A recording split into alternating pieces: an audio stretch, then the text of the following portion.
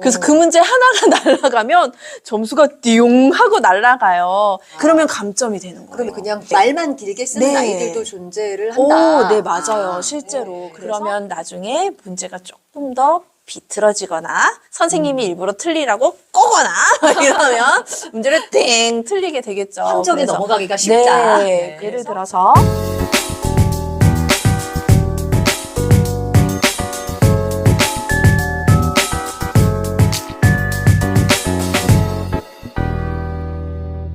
안녕하세요. 안녕하세요. 네, 오랜만에 바다배 레드에서 수학 가르쳐주고 계시는 고혜영 선생님 모셨습니다. 모르시는 분들 계실 테니까 간단하게 소개 부탁드립니다. 저는 고등부터 유아까지 15년 수학 교육 전문가 고혜영 선생님이라고 합니다. 반갑습니다. 반갑습니다, 선생님. 이제 고등학교 교사부터 시작을 하셨잖아요. 네, 그래서 네. 고등학교 친구들에게 이제 직접 평가도 해보시고 뭐 네. 서술형 문제도 많이 다뤄보셨을 텐데요. 네. 평가를 하시다가 보면 뭐 잘한 친구들도 있겠지만 이런 친구들은 이래서 감점이 돼서 너무 안타까웠다. 이런 경우 없으셨을까요, 선생님? 네, 사실 다시 서술형 평가가 되게 중요하게 되는 이제 시점으로 왔잖아요. 이제 그걸로 평가로 바꾼다라고 해서 아마 조금 부담이 되시거나 우리 아이가 서술형 평가에서 제대로 점수를 받을까? 점수 배점이 너무 큰데? 막 이런 생각하시는 분들 있으실 것 같아요. 실제로 평가를 고등학교 친구들 했었을 때 배점이 굉장히 높거든요. 그래서 그 문제 하나가 날아가면 점수가 띠용 하고 날아가요. 근데 어떤 친구는 정말 딱 답이 맞아요. 근데 정말 과정이 다 점수를 못 받는 친구가 실제로 있기는 합니다. 그게 왜냐하면 사실 선생님들은 미리 그 평가에 대한 조건을 다 적어 놓으세요. 이게 있어야 뭐 몇 점, 이 부분이 잘 들어갔어야 몇 점. 그런데 어떤 친구들은 되게 평가가 과정이 긴데도 불구하고 그 점수를 다 가져가지 못해요. 왜냐하면 그 문제에 제시된 그 조건들 항목을 다 적어내지 못했기 때문이에요. 그래서 그 조건이 다 필요한데 근데 그걸 빼먹고 풀이 과정에 쓰지 않는다든지 그리고 정답을 그냥 쓴다든지 그러면 감점이 되는 거예요. 그러면 그냥 말만 길게 쓰는 네. 아이들도 존재를 한다. 네, 맞아요. 실제로. 그래서 그 점수를 얻어가지 못해서 사실 아이들이 막 찾아오기도 해요. 선생님, 저 이렇게 해서 다 맞은데요. 막 이러면서. 사실 수업할 때도 다 이야기하거든요. 서술형 평가가 워낙 배점이 높기 때문에 우리 이런 걸 쓸 때는 이런 거 주의해서 써야 되고 자, 이런 걸 설명을 사실 해주세요. 근데 그 수업을 또 선생님 수업을 진짜 열심히 들어야 되거든요. 사실 아이들이 정말 많은 선행을 하다 보면 학교에서 수업에 조금 소홀히 하는 친구가 있어요. 그렇죠. 그런데 이제 서술형 평가가 중요시 되면 선생님의 그 수업이 굉장히 중요해지거든요. 왜냐하면 그 선생님이 시험 문제를 출제하고 또 그 선생님이 평가를 하고 채점을 하기 때문에 정말 저는 그 수업 시간에 그 선생님의 그 말과 눈빛을 잘 봤으면 좋겠어요. 선생님이 대놓고 이게 시험 문제 이렇게 나온다 하시지 않아요. 왜냐면 그건 안 되는 거잖아요. 근데 강조를 합니다. 좀 말 속에서 그 힘이 느껴지고요. 사실 열심히 듣는 친구들은 알아요. 캐치합니다. 그래서 되게 잘 열심히 적거든요. 또 그런 친구들은 또 질문도 던져요. 내가 이 부분을 정확하게 잘 모르겠다. 혹은 이 평가에서 뭔가 선생님이 설명하는데 선생님 그러면 그건 왜 그렇게 쓰는 거예요? 이런 질문을 하거든요. 그렇네. 그래서 수학에서는 사실 질문이 너무너무 중요해요. 선생님, 그러면 이런 서술형의 감점 요인 중학교도 해당이 되는 거잖아요. 네. 그렇죠. 내신이 뭐 계속해서 입시에서도 중요하기 때문에 아이들이 평소에 이걸 뭐 좀 잘 연습을 하는 게 필요한 거잖아요. 필요하다고 생각합니다. 맞아요. 우선 첫 번째는 선생님, 교과 선생님의 설명을 정말 잘 집중해서 들어야 돼요. 왜냐하면 선행을 한 친구들이 굉장히 많아서 수업은 나 이미 다 아는 내용이야 하고 잘 듣지 않는 친구들이 간혹 있어요. 그런데 그러면 선생님이 출제하고 싶은 그리고 가장 중요한 그 문제를 설명할 때 캐치할 수가 없거든요. 시험 문제를 출제하는 사람도 교과 수학 선생님, 그리고 그 문제를 채점하는 사람도 바로 교과 수학 선생님이기 때문에 네. 그 선생님의 설명이 정말 너무너무 중요해요. 그래서 우리 친구들한테 정말 수업 되게 열심히 들어야 된다고 꼭 얘기를 해주셨으면 좋겠어요. 잘하는 친구들은 그걸 알거든요. 정말 그러네요. 열심히 들어요. 질문도 하면서요. 그러면은 선생님 이게 결국에는 태도와 연결된 문제이기 때문에 평소에 아이들의 좀 생활 관리가 좀 잘 되어서 그 사교육이랑 상관없이 학교 수업에 좀 집중할 수 있는 루틴이 있는 그런 친구들에게 유리하다라고 또 볼 수가 있을 것 같아요. 그쵸, 선생님? 맞아요. 선생님 그러면 지금까지 그 중고등학교 서술형 문제에서의 감점 요인 말씀해 주신 것이 이 초등학교 때부터 우리 좀 아이들이 미리미리 준비하면 좋을 내용들하고 연결될 것 같아요. 이제 서술형 문제들이 상당히 앞으로도 더 중요해질 거고 지금 현재도 중요하다. 특히 이제 문제풀이를 잘 해야 되는 거는 또 현실이니까 문제를 네. 좀 잘 풀기 위한 어떤 기본 역량과도 좀 연결되는 내용일 것 같은데 같이 좀 정리해 주시면 어떨까 싶습니다. 우선 첫 번째로는 그 문제 속에서 조건을 잘 쪼개는 거라고 생각해요. 문제 속에서 조건을 잘 찾는 연습. 그리고 이제 두 번째로 그 개념을 어떻게 내가 이해해서 명확하게 알 것인가. 그 두 가지로 정리가 될 것 같아요. 네네. 그래서 제가 우리 친구들이 가장 많이 실수하고 가로수 하면 막 으악 하는 이제 그런 문제로 예를 네네. 들어볼게요. 네. 지금 화면에 보시는 거와 같이 네. 지금 100m 길이의 도로 양쪽에 20m 간격으로 가로수를 심으려고 할 때 필요한 가로수는 몇 그루일까요? 라는 문제입니다. 네. 여기서 이제 항상 문제집에 보면 단 요런 게 있죠. 단 도로의 시작하는 지점에는 가로수를 심어야 합니다. 라고 되어 있는데 사실 단을 잘 안 읽어요. 그 근데 어른들도 많이 놓칠 것 같은데요? 네, 사실 단을 네. 굳이 읽지 않아도 문제가 풀리는 문제가 훨씬 많긴 하거든요. 아, 그런가요? 네네. 사실 이제 그런 문제들로 많이 보다가 사실 단이 중요한 경우가 있어요. 그래서 우리 친구들이 꼭 이렇게 마지막까지 읽었으면 좋겠고요. 그럼 여기서 이제 조건에 따라서 우리가 한번 찾아보면 이제 100m 길이라는 것과 가장 놓치는 거. 난 몰랐는데.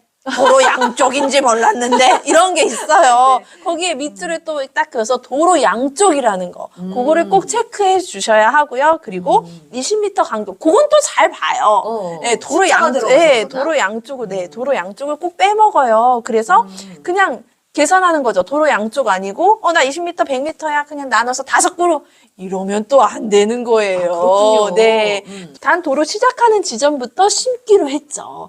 이제 거기에 이제 한 그룹 더해지게 되겠죠. 그냥 나누기만 하는 게 아니라. 아. 그래서 이제 그런 조건을 잘 찾아서 표시를 해주셔야 한다. 그래서 우리 친구들이 처음에는 그림을 그려보는 게 너무 좋아요. 그래서 그림을 처음에는 꼭 그려주시고 그림을 이제는 그리지 않고서도 나중에 문제를 충분히 풀 수 있거든요. 근데 우리 초등학교 친구들은 꼭 그려봤으면 좋겠어요. 조건에 따라서. 그렇죠. 시각적이고 입체적인 자극이 되게 필요할 것 같아요. 네네. 그래야 머릿속에 이해가 되고 나중에는 굳이 그림을 그리지 않아도 머릿속으로 당연히 잘 떠올리고 이해가 돼서 문제를 풀 수 있거든요. 근데 이거를 공식처럼 외우는 친구들이 있어요. 가로수 심을 때는 그냥 나눈 다음에 더하기 1을 한다. 막 이런 식으로. 네네. 그러면 나중에 문제가 조금 더 비틀어지거나 선생님이 일부러 틀리라고 꼬거나 이러면 문제를 땡 틀리게 되겠죠. 함정에 그래서 넘어가기가 쉽다. 네, 네. 그래서 조건을 다 밑줄 그으면서 도로 양쪽이니까 나중에 꼭 곱하기 2까지 이런 식으로 해서 그렇군요. 문제를 마무리해 주시면 되고요. 네. 이제 두 번째 이제 개념. 어휘, 뭐 어떻게 정의를 정확하게 알아야 되는데요? 하는데 우리 친구들이 사실 이제 사각형, 그 도형의 정의를 할 때 그냥 이렇게 생긴 게 말은 뭐지? 뭐 동사각형이지 엄마 막 이렇게 네네. 되거든요. 얼버무리게 되기 약간 쉬우니까. 이제 문제는 사실 말장난 문제가 되게 많이 나오죠. 예를 들어서 사각형에 대한 설명 중 잘못된 것을 찾아 기호를 쓰시오라는 이제 문제가 있어요. 기호. 병행사변형은 사다리꼴입니다. 이렇게 나오는데 왜 그런 걸 물어보는 거지? 사다리꼴 이렇게 생겼는데 병행사변형이 사다리꼴하니 그게 무슨 말이지? 막 이렇게 생각을 해요. 그렇기 때문에 이 정의를 도형의 정의를 잘 알고 있어야 된다는 거죠. 평행사변형은 두 쌍의 대변이 평행을 한 게 평행사변형인데 네. 그럼 사다리꼴은 한 쌍의 대변이 서로 평행한 사각형인 건데 그럼 이 말은 맞은 걸까? 그래서 우리 친구들이 이거를 마인드맵으로 잘 그리거나 혹은 이렇게 포함 관계를 나타내거나 표로 그려서 표시해보는 게 굉장히 필요해요. 그러겠네요. 그래서 이 어휘의 정의가 굉장히 중요하다는 거죠. 네. 나머지 니은, 디귿, 리을, 미음도 마찬가지예요. 마름모의 정의를 정확하게 알고 있어야 되겠죠? 마름모는 내변의 길이가 모두 같은 건데 마름모는 사다리 꼴입니다. 이러면 이건 맞는 얘기일까? 이런 생각을 하게 되는 거죠. 이런 말장난을 네. 우리 친구들이 잘 문제를 풀어내 가려면 그 수학의 도형 정의를 잘 알고 있어야 하고 그거를 마인드맵으로 표현을 해보고 혹은 포함 관계로 표현을 해보는 그 노력이 필요하다. 선생님께서 이렇게 사례를 들어서 말씀을 해주시니까 우리 애도 맨날 이거 헷갈려 했는데 아주 되게 많이 도움이 되셨을 것 같습니다. 그러면 이제 문제 풀이를 잘 할 수 있는 두 가지 역량에 대해서 말씀을 해주신 내용이 지금 이제 서술형에만 적용되는 거는 아닐 거 아니에요. 네, 그렇죠, 그렇죠. 선생님? 모든 네. 객관식 문제도 이런 네. 식으로 풀어나가죠. 사실 이게 객관식인데 기억, 니은, 디귿, 리을 막 고르는데 애들이 이거 헷갈려하면서 사실 이렇게 풀거든요. 이게 좀 맞는 것 같은데 막 이렇게 맞아요. 예. 네, 네. 그래서 이렇게 해서 맞았어. 맞았다 하고 그냥 끝나요. 이제 아이마다 조금 성향이 다른데요. 그렇죠. 저도 이제 좀 가르쳐 보면 한 친구는 네. 이 나머지도 이건 선생님 이래서 틀려요 이런 거 다 얘기하는 친구가 있는 반면 요거는 확실히 틀렸어요. 막 이러면서 나머지를 확인 안 하는 친구가 있어요. 대부분 아닌가요, 선생님? 네. 근데 이제 그거를 꼭 확인해야 해요. 그래서 왜? 너 왜 이걸 골랐는데? 사실 왜라는 질문을 듣는 순간 나중에 사춘기가 오면요. 우리 부모님들 대답 안 하거든요. 그러니까. 사춘기 오기 전에 맞아요. 왜라는 질문을 우리 많이 합시다. 이렇게 대화가 안 그러면 그나마 정말 슬퍼지거든요. 그나마 티키타카가 오가는 이 시기가 굉장히 소중하다는 걸 네. 나중에 사춘기 이후에 알게 된다는 네. 역설이 참 슬프네요. 네, 너무 슬프죠. 왜냐하면 질문이 너무 중요한데 맞아요. 그 질문을 우리 저학년 예쁠 때 맞아요. 엄마 얘기 들어줄 때 그때 많이 합시다. 네, 나중에는 하고 싶어도 못합니다, 네. 여러분. 네. 그러면 선생님 방금 이거 얘기해 주신 거가 수학을 꼭 좋아하는 아이들이 아니더라도 평소에 이제 연습하면은 네, 수학을 그럼요. 잘하는 비법과도 같은 내용이라고 볼 네, 수가 있는 거잖아요, 그렇죠. 선생님. 그러면 이렇게 수학의 뒷심을 좀 발휘하는 친구들이 문제풀이에서는 이런 경향성이 있고 보통 이제 생활 태도적인 측면에서는 어떤 특징이 있을까요?